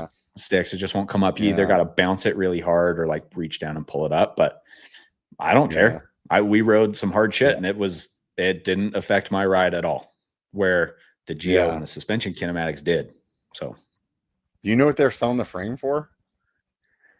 It can't be much. Yeah. It's got to be 2, maybe. Tool up, right? Yeah, something like the internet. That'd be cool. Yeah, right. That would be rad if we could just figure it out. The complete kit's like 37, so the frame alone's got to be right around the 2 mark. Yeah, let's see if I can pull it up here real quick. You know, I could have just hit the button so you guys could actually see what I'm doing, but I'm looking for the build part. Where's the build part? So I think because I'm on the spot right now, I'm screwed. Yeah, too much pressure. Yeah, too much. I'm like, where's the button that just says fucking buy? So what is it that you like about it so much? Just the way that, because Ryan was saying he likes it better than his carbon one. So apparently they changed. It's the same. It's the exact same. The Geo's the same. The kinematics are the same. I think there's a little bit of like the duller feel of an alloy frame. It's 2449, by the way. Just found it. But I think there's something to like the more muted feel of the alloy frame. It's a little flexier. It gives a little bit more that maybe he's picking up on just a little bit. But to me, it's the same. And the thing I liked about it is it's $3,500. And it is a hell of a bike. High performance bike, works really well. For a full build bike for $3,500, that's a pretty sweet deal. Yeah, hell of a bike. And that's my favorite part about it is it's cheap. And there's something you get on a cheap bike and you're like, fuck it, I don't care. If I break something, it doesn't matter. It changes your mentality. You're not tiptoeing, you're not dancing to save your bike. You're just riding it and you don't think about the bike. So I think there's something to be said about a cheap bike. Yeah. Huh. Yeah. That's a 29er too, huh? Can you mullet that thing? Yeah, you can mullet it. It ships as a 29 in the bigger sizes and MX in the little sizes, but you can go back and forth.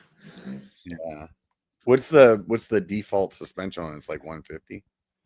Yeah, 150 rear, 160 front. Sweet spot of a bike. Can't go wrong like in that travel category. Like yeah. Like trail duro, I guess you could call it. Let's just make some new words. Yeah, just make up a couple new categories. Pull a pink bike. Make up a down country. Right. Yeah, we'll do it. I don't know. I think that 150 bike is the bike. If you're going to have one bike, it's a 150 with a 160 fork, 64 and a half head tube angle, because you do everything on it. It's never going to be an excuse to not do something. But then you're not dragging some 45-pound sled up a hill that just only wants to go on steep shit. Like that Spire, if I go ride it on flatter stuff, it's just sluggish. It feels a bit piggy. It's not great. You put it on steep stuff or bumpy stuff and it's amazing. So that's just not the bike for everywhere. Where that Ripmo, the AF, I'd do anything on that bike. I'll ride the same shit on as I do on the Spire, a little bit slower, but I can also take it on a big 4,000 foot climb and it's not a dog, you know? I think that's the sweet spot of bikes. That's why like bikes like the Ripmo or like the Bronson, they're just that like middle, like they just do everything. Like if you're it's like the single quiver bikes, you know? Yep. They're not, but they're always making compromises. Yeah. I mean, you compromise on both ends of it. So you've got to make the right compromises with that bike. Because some people, you can get the 150 mil bike wrong. It's not like 150 is this magic number. It's the compromises you're making on the gnarly versus the pedally ends. And if you hit the 150 with the right compromises, it's perfect bike. Yeah. I'm riding that Ari Delano and that's their trail. It's like 150, 140. And I really like the amount of suspension that I have. Yeah. But it's definitely like they went more pedally toward and less like gnarly with the way that their Geo is. And I feel it whenever I get into like the stupid stuff where like I feel like, let's just say when I was riding a Bronson, like it definitely liked the gnarly and then like didn't do as well on the pedally, you know? And I think my personality is like, I'm always like, I'm like the guy that's always trying to underbike into something that's ridiculous, you know, like So like if I get like when I first started riding that hardtail I was talking about earlier, like instantly I'm like, oh, I should be able to get the same like times on my runs that I did on my full suspension bike. So then I'm just like being stupid. So but I think like that also kind of goes into what I was saying earlier about like in that the PNW style bikes is just they really have that they cater to like my personality where I'm always trying to like let's get into something stupid, like even if I'm on an XC ride somewhere along the line and be like, well, let's go down this chute though, you know. Dude, if you don't shit your pants or at least like want to shit your pants on every ride, like why even ride a bike? I don't get it, man. The flat, boring, like at some point I gotta get scared or I don't feel like I've done a bike ride. I may as well have like taken my kids around the block, you know? So I get it. And I like what you just said, that's the thing for me. Like the number one piece of advice I give people when they talk about bikes is there are very few exceptions. There are a couple shitty bikes, but most of the bikes are really, really good. It's not finding a good one. It's finding the one that aligns with you and how you like to ride your bike. That's what you got to do. And that's what we try to do. I mean, I talk about pros and cons of every bike. No bike's perfect. So there's obviously cons, but it's not to like shit on a bike or to praise a bike. It's to help you kind of start lining that up with how you want to ride your bike. So it's like you said, that's why you like those PNW bikes is they suit how you like to ride a bike. And I think that's all you got to do. And luckily these days there's 5, 6, 7 options for every rider, you know? There's a ton of options for every type of preference. How do you keep yourself from your personal bias on like componentry when you're like testing those bikes? Because for me, there's a whole basically a whole bike build of what I want on every bike. And if I ride a bike that doesn't have those things, I'm like, well, these handlebars suck because they're not the one-up ones, you know, like these pedals suck because they're not these ones. Like, so how do you keep yourself from having that bias and that aspect? When it comes to components, I just don't have preference. I just don't care. Put these bars on or that bars. I don't give a shit. These pedals, that pedals, this drivetrain, that dropper, as long as it does the job that's supposed to do, I just don't care. And I'm riding a couple bikes a week. So I think I don't have those preferences because I'm not riding one bike every day for a whole season. I'm always on something new, always on a different component build. And it just doesn't matter to me. I definitely have biases. I definitely have biases when it comes to suspension feel and to geometry for sure. Cause that's what makes a bike, but components, I just don't care. So if your new Ripmo AF was the bike that you had to ride for the next 3 years, how would you build it out? Oh, dude, I was just telling all my buddies today, I'm not touching a thing on it. I'm riding the cheap Dior drivetrain. I'm riding the bars, forks, shock, wheels, everything that came on it. The one thing I'll change is the dropper that doesn't work. I'll put a dropper that does work on there. And then tires. I'm a bit of a diva about tires. That's the one component I care about. What are you running tire-wise nowadays? Big fan of the new Conti stuff. The downhill casings in the Conti tires, I like an Argotol on the front. It bites through our dust pretty well. The dust almost rides like the mud, where you got to like cut through down to the hard pack.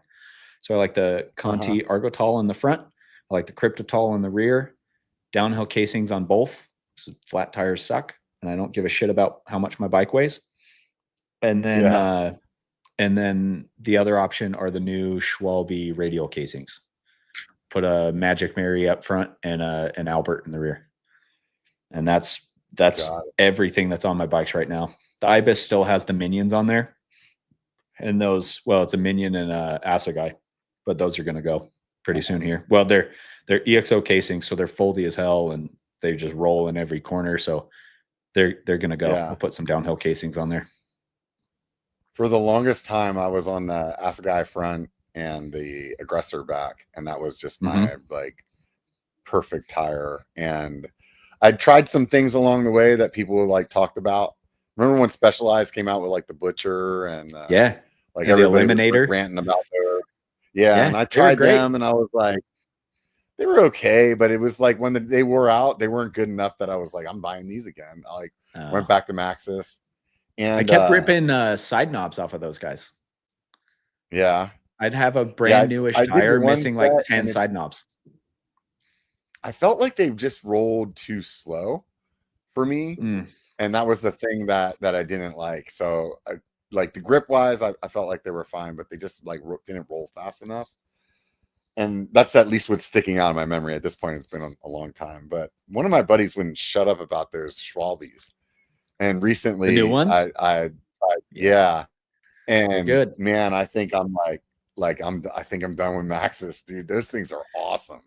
Yeah, they're great. I think Maxxis is pulling a Shimano. Maxxis was the king of tires. Like every bike came with them. No one put anything on but Maxxis for 10 years. They pulled a Shimano. Everybody had Shimano XT, XTR. That was the best.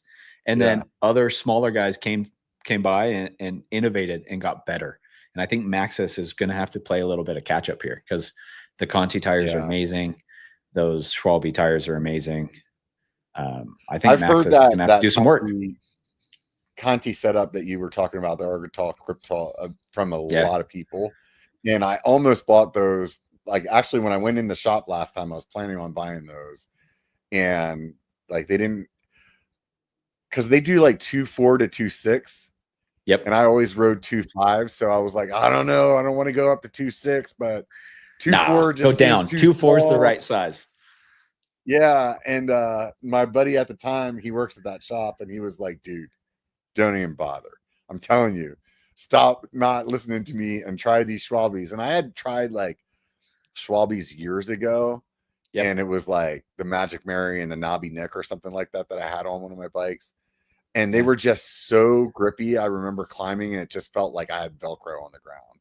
And it was just like it was just unbearably slow. So in my mind, that's like, I'm like, I don't know. And he's like, just try it, dude. And I tried them, and sure enough, like I went back like 3 days later to buy another set for another bike of mine, and was like, now I have like, I think 2 or 3 of my bikes are riding those, and they just they hook up so well. And I've noticed that, I don't know if you guys get that like kind of DG sandy shit where you're at, like we get in Tahoe, but it'll like give for a second, but man, they just grab. And when they grab, it's not like it. And it's really, I feel way more confident in my corners, like in those like flat corners where, you don't really have much to push against. Like the tires just really feel like, man, I just feel like they were confidence inspiring. Yeah. It's weird because you run them at higher pressures because they fold a little bit more. So I'm running mine probably low 30s, where I'd typically be high 20s. So you'd think they'd be like too firm and you'd have no traction, but somehow they hook up. But then you got a ton of air in there, so you're not flatting, you're not cutting them, you're not pinching them. I think Schwalbe's nailed it. They're great tires. Yeah. I noticed the other day, I want to say that the new Bronson has those on there, like Schwalbe tires. So like, like you're seeing manufacturers dump Maxxis as well. I know. So I it's think like Maxxis is probably like nervous. I'm sure they're shitting their pants because, like you said, they were, and I'm sure that's part of the reason you don't have, like, you get comfortable. You're like, dude, every new bike has our tires on it. Like, what do we need to do? We just keep making these and people will keep being happy, and it's kind of crazy. It'll be interesting to see what their response is. I don't think they're dumb. I think they know what's going on. I think they're going to come out with something good, which is great. I mean, competition between all the manufacturers makes better bike shit for all of us. So I'm all for it. Yeah. Are you, I don't know, how heavy are you? What do you weigh in at? I'm about 200. I'm a tall guy. 200. Okay. So you're a bigger rider than that too. Yeah. Yeah. So are you like an inserts guy or no? It depends. If I'm running an enduro casing or lighter, always inserts. But I prefer downhill casings with no inserts. I like the cut protection you get from the downhill casing. It's not going to cut on sharp rocks, where an enduro casing could still cut easier. And then, dude, I hate wearing the insert as a bandolier when you had to pull it out and put a tube in there because you flatted at the top of the ride and you're not going to have your whole day ruined. So I just like a downhill casing. And like I've flatted 4 or 5 of those in the last year or two. It still happens, but it's rare. Those things are heavy. They're pretty tough, but we get a lot of sharp rocks out here. Like Tahoe rocks were all kind of round and smooth, and you don't really cut. You can pinch flat for sure, but you don't cut. Here you get cuts. Like I put a 1.5 2 inch long gash in a downhill casing tire. We got sharp rocks, so I just don't fuck with it. Like, that area downhill that casing is a lot of like air. That. Yeah. It's like you get up in like blades, man. It's like, and then you talk to folks in like the PNW. They're like, yeah, I'm running 22 PSI. It's like, how the hell are you doing that? And it's just, they got roots and then smooth rocks. And out here, like no roots, just sharp ass rocks. Yeah, and our trails are long. Like in the trails Oh, dude, you wouldn't survive. Our trails are really high speed out here.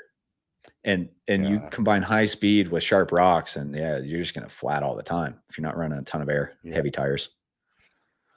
Yeah, I used to really, really like be 100% on the inserts. And I think at the time I didn't know like tires as well as I do now. So like if I went to the store and got some Maxxis for $85, like I thought it was just on sale. I didn't realize that I had like an EXO and you know what I mean? Like, and another time I went in and I was like, man, this one was 105. And like, I got a double down and that's why it lasted so much longer. You know, like you got a whole season out of it. I just didn't, I just didn't realize it, you know? So I think that I was running lighter tires and then putting the inserts in to make up for the sidewall. And as I've been doing YouTube, like sometimes I'm testing wheel sets, you know, that, you know, X company sent me or something like that. And I always like to test them without any kind of insert because I want to feel like how the rim is, you know? Yeah. And then that got me into just running thicker tires, like what you're talking about, either a downhill or like double down kind of scenario. And that stiffer sidewall is like pretty much always does like what I'm looking for just by the tire. But if I'm going to ride a bike, like say like a 170 bike, and I'm just going to be in like smashing rocks all the time, like I'm definitely going to put some Cushcore in just because it'll make that feel better. And then also it'll save my ass on the wheels, you know? Yeah. Putting a Cushcore in a double down or an enduro casing tire is a pain in the ass though. It is worth it, but man, that's tough stuff. Nothing makes you feel like your dad out in the garage yelling and cussing at stuff more than like putting a downhill casing on with an insert in it. That takes like 80 fuck bombs to get that tire on. I was really good at it for a while. And then I had a set of Envies. I can't remember what the model was, but Envy had their own like rim strip. Yeah, they put M7s instead of this tape. So it was like you put this like plastic rim strip on there, and that thing, when you would try to put the tire on when it was already tight with having that Cushcore in there, it would push the rim strip off the rim, and then like that would be stuck on the inside, and it was like a double whammy. And I remember one day I was just so fucking irritated. I was like, I'm not doing inserts anymore. Like I just can't. Like it was like, oh God, it was so bad.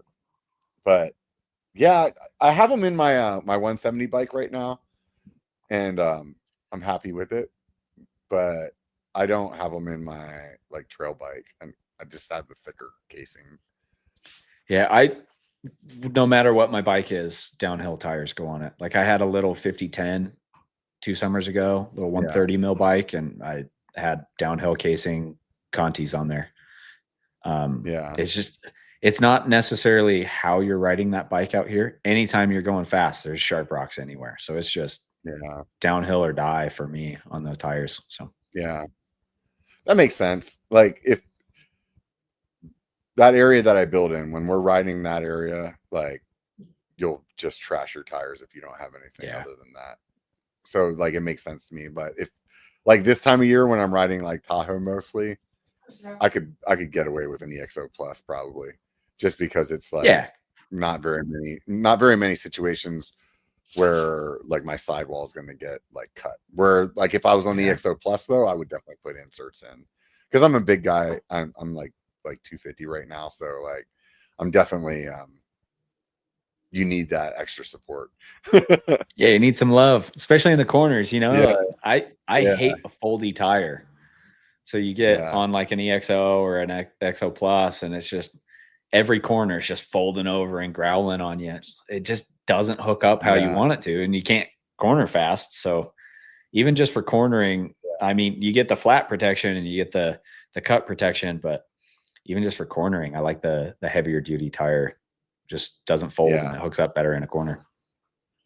Yeah, definitely. Do you prefer like a carbon wheel or an aluminum wheel? Again, no preference. I just don't care. Carbon wheels are nice. They got their pros. Oh, dude, my dog's going nuts. He wants to play right now. Carbon wheels are nice. You get like a kind of snappy return out of the corners. You can pump into them pretty good, and you get like a little bit of that snap. But there's something great about a cheap alloy wheel. Like recently, I've been buying those DT 511 rims. Just a pretty bomber, welded seam alloy wheel, and then I just lace them up to some Hope hubs. Like durability is the name of the game for me right now, and I like that setup for that reason. Somebody was talking to me about an aluminum wheel just recently. I can't remember what wheel it was, and they were just like talking about how good it was. And for me, like, I haven't ridden an aluminum wheel in a while, and whenever I first started riding carbon wheels, just like for a guy my size, it was the first time I ever like felt like my wheels weren't flexing. And I'm assuming that maybe aluminum wheels have gotten better since then. But anytime I have ridden an aluminum wheel in the last few years, it's like on some like demo bike, which is usually like a pretty shitty wheel. And I feel that flex in the turns, and I'm like, see, this is why I don't use aluminum. And so I was curious because you said you're around 200, so like you're definitely a bigger guy too. I was curious if it made a difference to you, but until I try, I mean, you can feel it. You can feel the stiffness and the snappy feel of a carbon wheel for sure. There's something to that. But again, like I just don't care enough. The aluminum wheel does a great job for me, and it's cheap. It comes on most bikes. The one wheel I hate riding though is those race face arcs, because first ride you're gonna dent that thing and it's not gonna hold air anymore. So like I want a bomb-proof aluminum wheel if I'm gonna ride an aluminum wheel. Like it's got to be tough. It's definitely wheels make a big difference, you know. They definitely do. So wheels and tires. I'm not a components guy. I don't like sit there and hype up the difference a component can make, but wheels and tires, if you're going to start changing, those are the ones that make the biggest difference. Assuming your bike had a dropper, like what would be like, if it was like a bottom line build, what would be like the first thing that you would want to like put on there to be like better? Brakes. Would it be wheels? Brakes. If it's cheap, wheels, like most wheels are going to roll. Most wheels are going to stay in one piece. Brakes are a shit show right now, man. I would pay good money for a brake that worked every damn day, that you didn't have to bleed every 2 to 3 weeks, that didn't have any problems. I'd spend $2,000 on a set of brakes if they've worked every day. I've tried them all. Mavens, Shimano, TRP, Hayes, Magura, I am not happy with any of the current brakes out on the market. They're just inconsistent. You're always having to bleed them. They're finicky. They're weird. Just give me some damn brakes that work. Have you tried the Trick Stuff ones or the Chinese knockoff ones? I can't think of the name. Lewis. Lewis is next on my list. They're cheap. The Trick Stuff, dude, I'm gonna have to have them send me a pair. I can't afford, well, I don't know what, $1,000 for a set of brakes, but Yeah, it's stupid, whatever it is. Yeah. Yeah, I'd try those Lewis. I've heard really good things. I'd love to give them a shot. I rode Hopes a long time ago. Wasn't super stoked, but like, man, make Yeah. brakes work, and I'd be stoked. Yeah, I have Saints on all my bikes. I would have said the same thing as you. I wasn't sure if you were going to say wheels, but yeah, brakes for me it definitely is. I always say you never know that you have shitty brakes until you get better ones. You know, like yeah, or until you pull them and they go to the bar and you're not slowing down. Yeah, but like a lot of times then people will be like, "No, dude, I don't need to upgrade my." They'll be like, "No, I don't need to upgrade my brakes. They're fine." And then you're like, "Yeah, okay, well, try this." And then they ride better ones, and they're like, "Oh wow, I didn't realize that." You know, it's like, yeah, like I don't know. I use the Saints right now. That's kind of like I had the TRPs for a while. I would have considered putting those on my bikes, but their bleeding process is kind of lame, and like your dog's making me laugh. Yeah, dude, sorry, he's squeaking that toy. Oh no, it's funny. No, it is what it is. He's a spaz, man. He was asleep this whole time. I was like, please stay asleep, and then he woke up. Like, he's a 2-year-old golden retriever, so he's an idiot. He's got one dusty brain cell rolling around in there. Nice. But we have a lab that's like 8 now, and he still thinks he's 2. So I don't think that he's ever going to slow down until he's just not anymore. So, dude, I hope my dog slows down. He's going nuts. Yeah. If it gets annoying, let me know, and I'll mute when I'm not talking. Oh no, it's not that big of a deal. It's not bothering me, and maybe some dude 6 months from now that's trying to commute to work is like, "Will that dog just shut up? Shut the fuck up!" Get another audio complaint like our bad video. Right. So yeah, so like the Saints have been it for me, and I've been really waiting to see, like, when is Shimano actually going to answer that, like build another Saint. And the other day I was like reading everything online and like seeing like pictures that were leaked of brakes that were like obviously like being worked on, but it seems like that was all just their XTR stuff, and it makes me think like I don't think they're going to update that. I don't think they're going to make a new Saint. What do you think? Yeah, I don't know. I haven't heard anything. I don't know. I was at an XTR media camp and there was nothing about Saints. Those XTR brakes are pretty nice though. They are probably going to be my solution if I can't find something else that works. They felt really nice. The like curve of the lever, the upsweep, they nailed it on those. And during all of my time there, we only rode for 2 days, but my brakes were perfect on my bike. So yeah, I almost bought a set for the last bike build that I did, and the only thing that made me like hesitate was that it's a different fluid. Yeah. And just in my mind, I was like, oh, I'll have to have 2 different fluids in my, like, the way it is right now, like all my brakes are the same. So oh yeah, just something goes wrong, like I can like pull the front brake off of that other bike and put it right on this one, you know, and like that's like a plus. So if I make a commitment to like buying those XTRs, like then that means I'm going to slowly replace them on all of my bikes. All the bikes, not just and one. That was that was part of the reason why I got rid of the TRPs, because I was like, I had the Saints on like, what is it, like 3 of my mountain bikes, and then the TRPs on 1, and like I think that gradual, like the little bit more modulation but not as much modulation as SRAM had, like pre-Maven, to me like felt like I was like, okay, I can deal with it, like I can get down with this, but just didn't want to buy them for all my bikes. And my brain was having a hard time going in between that modulation and the like snappiness of my Saints that I had on my other bikes. So it just, I got the squeaker. He's done. Like, oh, that's it. He's done. Yeah. Now he's going to be a quiet boy. Sorry. Right. He's just gonna sit there and whine. That's what mine would do. Yeah, he's pissed. Yeah. But yeah. So what do you think of the Mavens? Oh boy, don't even get me started. When they work, great brakes. They're awesome. So powerful, but it's the qualifier of when they work. They are finicky brakes. The bleed process is finicky. The pistons getting stuck is a bit annoying. My first 2 sets were leaking between the caliper halves. They're pushing fluid out between them. Most of my bikes currently have Mavens on there. I've got 2 or 3 bikes with Mavens, and it's great when they work, but not super consistent for me.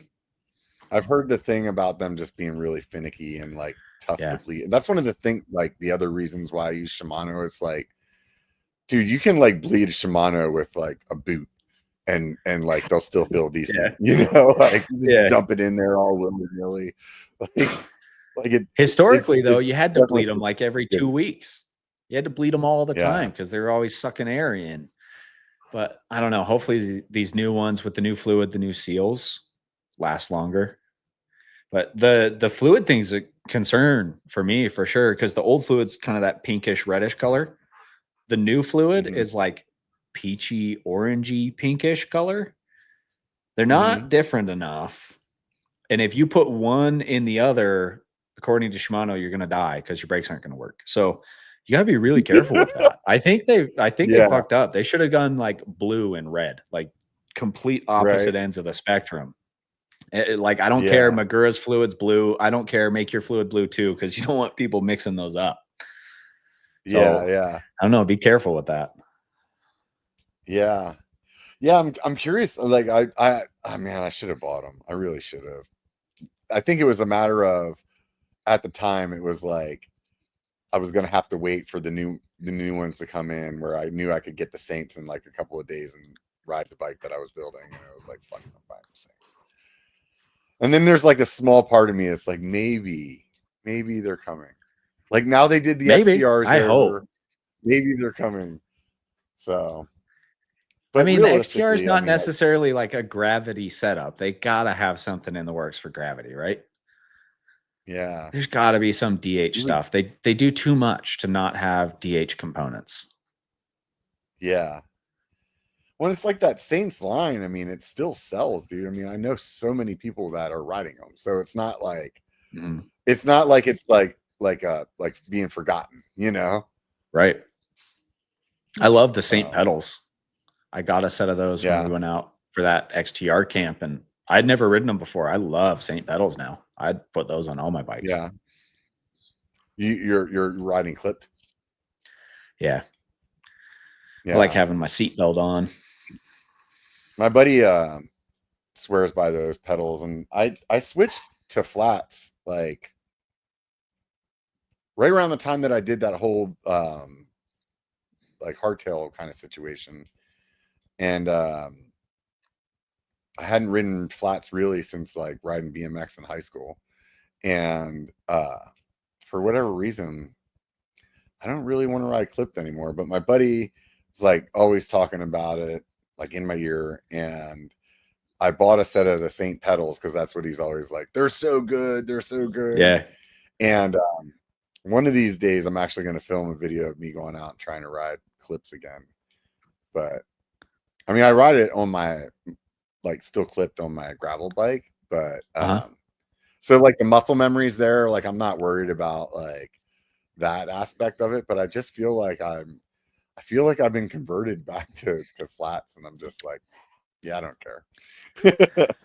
I think there's something to be said. I think riders who never rode clipless or clips are better riders for it, because you can't cheat and you never picked up those bad habits. Like I wish I could go back to flats. I tried it for a couple of months earlier this year, and you just can't cheat. You can't do it the wrong way. So I think riders who ride flats and stick with it and are like stubborn about it, I think they're better riders for it. That's part of the reason that I actually stuck with it. Was when I was younger, I rode BMX, which would like, and the way that we rode would be more like street or like almost like dirt jumper kind of stuff. Like they just didn't call it that back then, like tables and shit like that, or like gaps or whatever. And I like slipping a pedal wasn't a problem.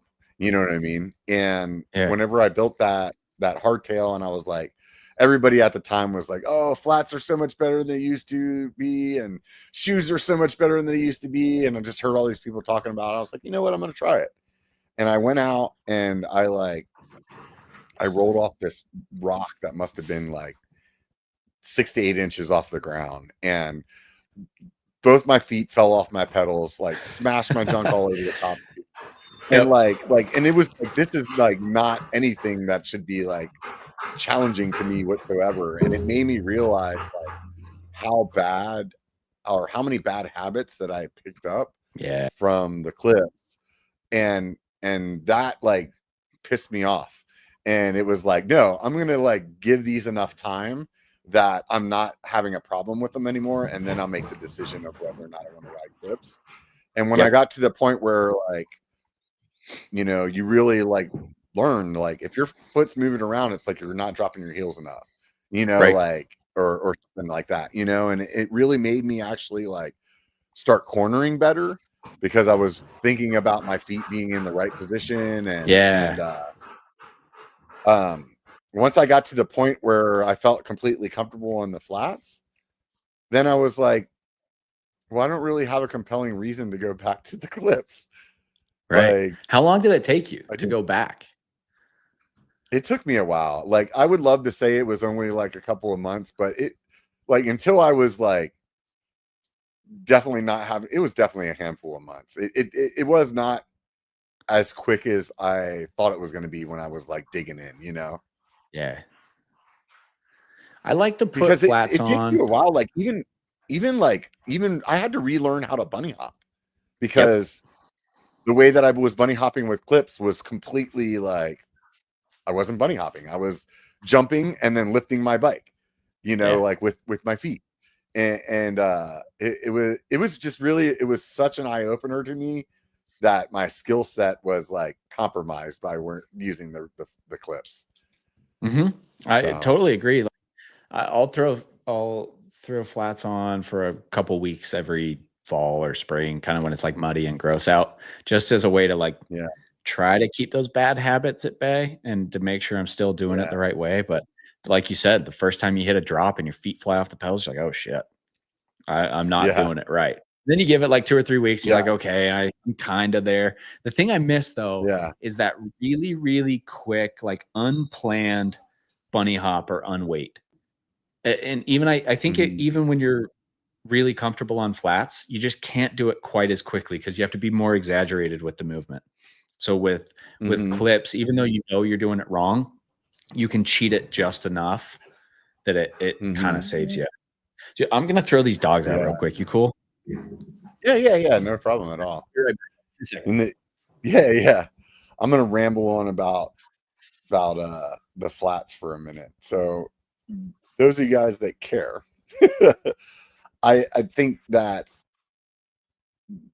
it just really helps you think about what you're doing with your foot position as well as your body position in a way that with the clips you don't. And because you don't, you're just kind of you're getting away with being like not as precise. And the thing that with the clips, that I think the one thing that made me not want to go back was I never had, aside from like maybe first learning like clipless pedals, I never had like accidents where I couldn't get out like of my pedals. Like that never was a problem. For me, the only thing that really sticks in my mind that I hated about clips is if I fucked up somewhere in something that was super technical, trying to get started and getting your foot back into your pedal, it was a crapshoot. Like most of the time you'd be able to nail it, but sometimes it'd be like you put your foot up there, it's not clicked in, you're kind of like half in, half out. Now you're going over this like technical rock roll into some chute and you're like, oh fuck, I'm gonna die. And like just this panic. And with flats, if you don't hit your foot exactly where you want your foot to be, it's okay. You'll still be fine. And then once you get to the bottom, you're like, oh, you just move it over that little millimeter and you're like, okay, now I'm in my happy spot. So it's like, I think that alone was one of the biggest reasons where I was like, I don't think I need to go back. Like, I don't miss the like the way I used to sell clips. Cause I rode clips for like fucking ever, you know, from the 90s until like 2017 or something, you know. And I would tell people, you know, you can pull on the upstroke and you have so much more power. And it's like, I don't miss that. Yeah, I don't think there's anything there. For me, it's the fact that once you're in, your foot is right there, right where you want it. And it's not bouncing or moving at all. That's what I like about it. Just being stuck down to the pedals. But man, I wish I never would have done it. Now it's like, I got to get clean. I got to go to rehab to get off the clips. I got to get back to the flats. And I just don't know if I care to do it at this point. I'm just stuck there. Yeah. My one buddy's always like, he's like super pro clips and he's always like, well, all the pros ride clips. So obviously they're better. And I'm like, that doesn't mean anything. Yeah. Like, there's a lot of shit pros do that we shouldn't be doing. Yeah. They're just better at bikes than we are. I always tell them, well, it's not my fault, dude. You're just not as good of a rider as me. That's why you can't ride flat. So dude, I totally agree. Flat riders are better bikers because of it. Yeah. It's definitely like, it definitely took some time. So I can understand being in a position where you're like, I don't want to unlearn it, you know? Yeah. So I think at the time that I think at the time that I made the switch, it was close to or around when I had a injury where I separated my shoulder. And for a while I wasn't riding like as aggressively. And I think if I was riding as hard as I am right now on clips, it would be really hard for me to like make that decision to change, because like my comfort level, like I definitely was uncomfortable for a while. And at that point I was riding more like timidly XC, like a little bit more like I'd get gnarly here and there, but it wasn't like nothing like how I'm riding now, you know? Yeah. Like lower stakes so that you could kind of relearn. Yeah. Almost like going back to the starting line. Yeah. Yeah. Yeah. Cause like after that injury happened, there was a couple of years. It took a couple of years for me to like fully get to a point where I was pushing myself like hard again, you know, where I just was like, I was like fine with being at the back of the pack. I was fine with like not being super fast. I was fine with like passing that like feature or whatever, because in my mind I was like, I don't want, because when I separated my shoulder, I couldn't ride for like almost 6 months. And it was, that to me was not worth risking it again, you know? And it took whatever amount of time it took me to like forget how that felt, you know, because now I'm back to like, let's fucking try, you know, like, being dumb again. Yeah, so, that's how it works. Yeah, obviously I'm much better than I was then. It can't happen again. Dude, I'm right there. I exploded my collarbone last fall. It was in like 7 pieces, had gnarly surgery, and it's probably been until maybe the last like 3 months. I was a little bit timid until just recently, where I kind of got the edge back. But you know, that's how it goes. You forget. You're far enough removed from it that you forgot how much it sucked. Yeah. Knock on wood that we don't have to like remember how much it sucks again. So yeah, hopefully not. Well, this one I think is unbreakable at this point. There's so much titanium in there, but this one's still, that one could go. Yeah.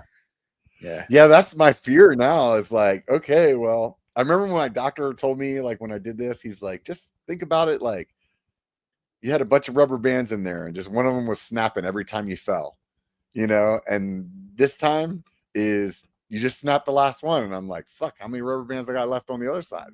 You know? Oh, like, yeah. You know, like, because when he said that, AC it was like joint? A lower neck. Like the AC, separation. Yeah, that one's rough. I've heard the recovery from that sucks. I think it depends on the person, man. Because like I have another friend that did it recently, and like it's like maybe 2 months, and he was riding it. Actually was riding with the guy last weekend that just had it like 5 weeks ago, and he was out there. He did that ride with us that I was talking about. Like, wow, tough guy. I don't know, man. Maybe, yeah, I guess I don't know, man. Maybe it's just like, yeah, I probably didn't do. Well, I know I didn't do like the PT the way I should have been because Yeah. I don't know, for some reason I think I know better, and I'm lazy. I'm like, oh yeah, I did that like once. Yeah, Oh, I we're should probably good. do that every day. Like, Like being so a bike mechanic. Yeah, you just don't want to be doing that right, shit. You'd rather exactly. go ride. Yeah, I get it. Right. Yeah. So what's the future look like for the Biker's Edge? You guys just want to keep growing that channel, or just Yeah. kind of Yeah, I think there's a lot more like evergreen content coming. A lot of getting away from just bike reviews. We've hired a guy who's helping out, and it gives me a little. Because up to this point, it's just been me on nights and weekends, you know. So it's. I think we're going to be able to like get a bit more done and get a bit more of that fun, evergreen, entertainment style stuff, educational style stuff, and not just bike reviews. So pretty excited about it. What brands do you guys carry there? It seemed like on the website, and you guys have a lot. Like, is there anybody you don't carry? Almost, yeah. Specialized, Trek, Pivot, and that's about it. Everybody else, we got it all, dude. Nice. It's pretty cool. We've Do got you guys a ship pretty to good. people, or? We do now, yeah. We recently launched our e-com platform, and we're starting to sell there, which is it's fun, it's exciting. Maybe we did it the wrong way, where we built the online presence and then tried to sell instead of the other way around. But when we asked back here, they're like, yeah, get fucked. We're not letting you sell online. And now they're starting to let us sell online because I think they see that we have the captive audience, which is nice. So I think, yeah, that's going to be in the future too. A little bit more online bike sales coming from us. Yeah, and so I'm sure the channel will help a lot with that then. Yeah, it's already driving quite a bit. Yeah, I would imagine, especially with like it's easy to reach out to you guys after you've watched the video, and it's like, oh, okay, this is what they said they wanted, or so Yeah. like I think like as like a person watching the video, like, oh, they really did a good job of explaining this Hightower to me, and that's what I want to buy. So why would I not reach out to these guys, because they can just send it to me, It's kind of the hope. That's yeah. pretty cool. Yeah. It's a really weird line to toe, though, because you want to be authentic, you want to be honest, which, I always strive for those two things. And that's kind of priority number one for me. But then, yeah, we're a bike shop. We'd love to sell more bikes. I think, we can feed more employees and keep more people employed. And I think it's just this really weird line to toe. But yeah, I think first and foremost, authenticity, honesty, even at the expense of not selling as many bikes. And then, yeah, if we can do these things and still sell a ton of bikes, that's where we'd love to be. So, yeah. I think earlier when you were saying about like how you give or take in a model for like what it has, I think that's really the kind of the basis of the way that any review would be nowadays, in my mind, on a bike, is like, I'm not saying the Hightower is bad. It's bad if you're trying to ride X. It's good if you're trying to ride Y. And I think there's too many people that maybe like go online and look at Pink Bike, and you're like, how many Nomads are being sold from people in Florida? And you're like, who in Florida needs a freaking Nomad? Like, what is in Florida that you need? So like, just bunny hopping alligators or something. Yeah, I don't know. You know what I mean? So like, but I think that's the thing now. It's like there's not a bad bike, but it could be a bad bike if you're buying the wrong bike for what you're actually trying to do. I always say it as, we want to sell bikes, but we want to sell the right bike to the right person. And that's not even this like big altruistic nice thing. It's like, if I sell you a really good bike that's your favorite bike ever, you're going to come back to me in 5 years and buy another bike from me, not somebody else. Yeah. So it's not even, yes, of course we want to help people get the right bike. That's part of it. But even selfishly, we want to sell the right bike to the right person just so we can sell them a bike again in 5 years. But it always comes down to being authentic and honest, though, because you wouldn't sell the right bike to the right person if you were lying about bikes. Yeah. If every bike was the best bike ever, you're going to get somebody on the wrong bike and be like, fuck those guys.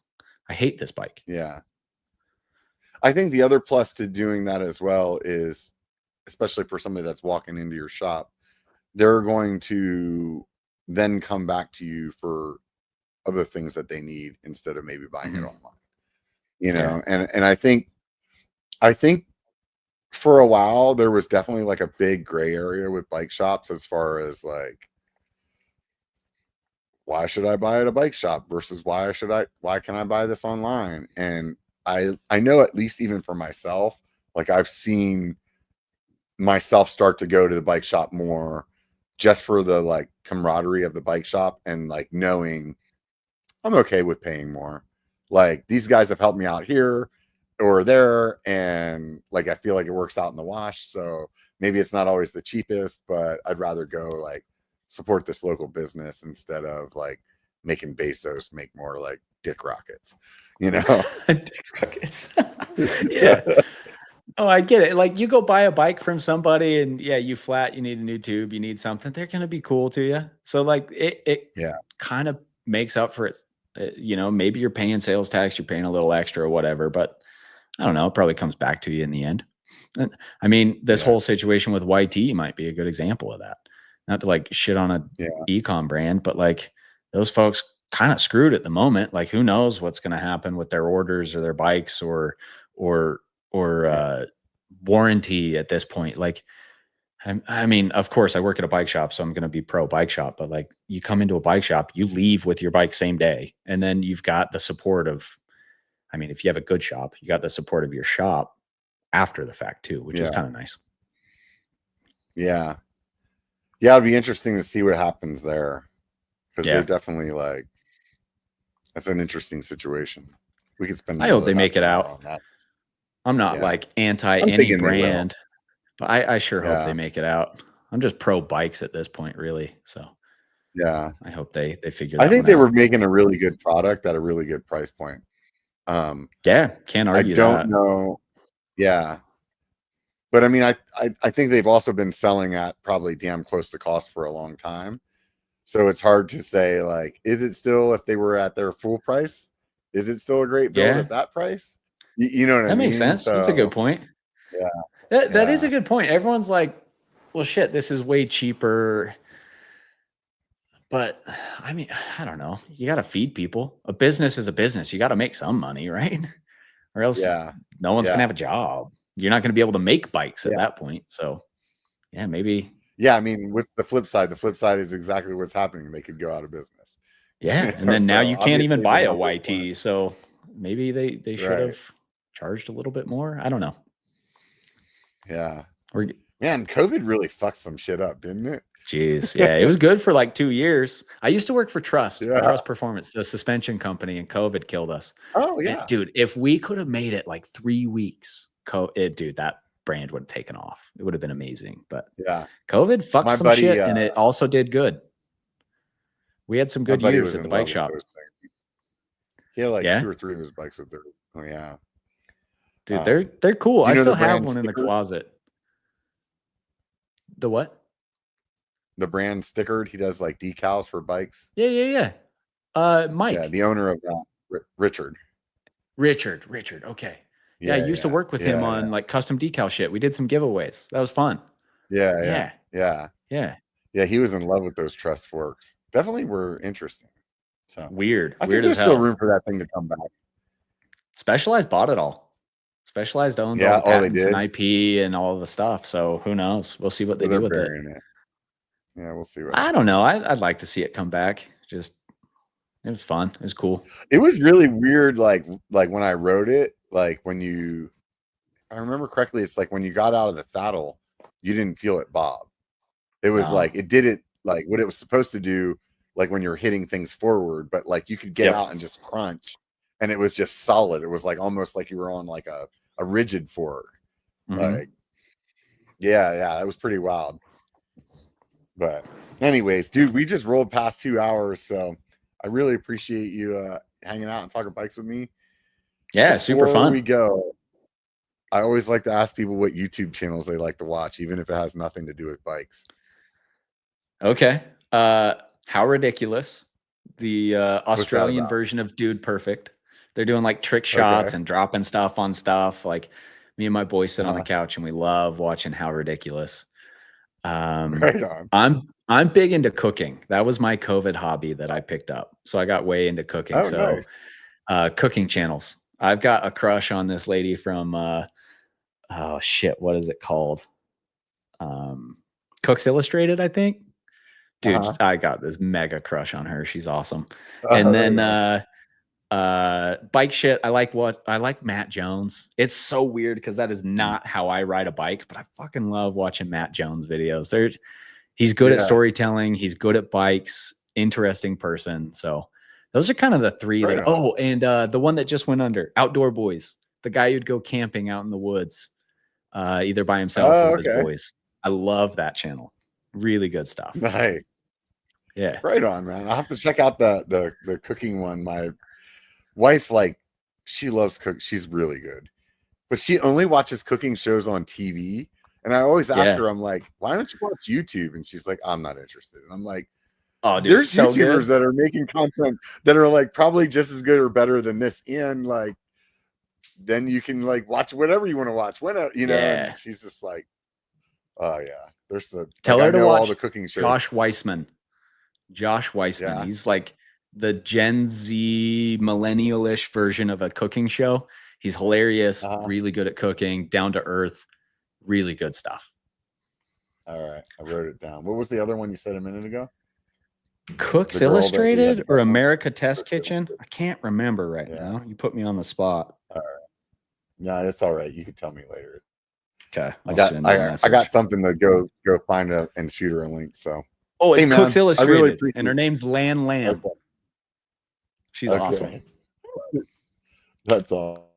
Yeah, I'll have to shoot her some links. I'm trying to like weasel my wife into liking YouTube. So it's like slowly, every once in a while, I'll find something. She'll be like, "Oh, that was interesting," but I haven't got her to subscribe to anybody yet. So we'll see how it goes. You'll get there. Anyways, dude, it was super fun chatting, man. Had a great time. Yeah, I'm glad I bumped into your channel, dude, for sure. Yeah. Thanks. Any of you guys? Nice to chat. Yeah, for sure. Any of you guys interested in checking out the Biker's Edge website? The link is in the description. Go check that out, as well as their channels the channel is linked in the description. You can get to the website. You can figure it out, I'm sure. Anyways, appreciate your time. It was great chatting. Those of you guys that want something for free, remember this. It only takes a bike to be a biker. Get out and be one.